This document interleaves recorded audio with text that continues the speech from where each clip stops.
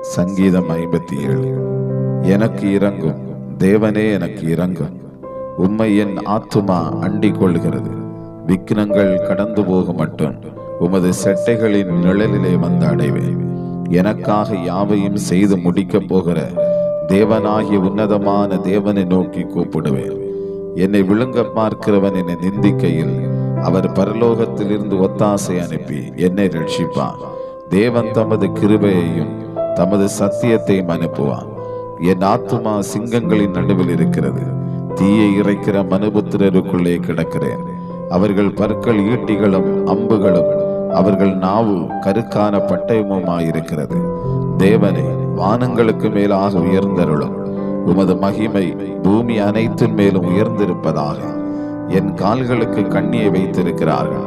என் ஆத்துமா தொய்ந்து போயிற்று. எனக்கு முன்பாக குழியை வெட்டி அதன் நடுவிலே விழுந்தார்கள். என் இருதயம் ஆயத்தமாக இருக்கிறது. தேவனே, என் இருதயம் ஆயத்தமாயிருக்கிறது. நான் பாடி கீர்த்தனம் பண்ணுவேன். என் மகிமையே விழி, வீணையே சுரமண்டலமே விழியுங்கள். அதிகாலையில் விழித்துக் கொள்வேன். ஆண்டவரே, ஜனங்களுக்குள்ளே உம்மை துதிப்பேன். ஜாதிகளுக்குள்ளே உம்மை கீர்த்தனம் பண்ணுவேன்.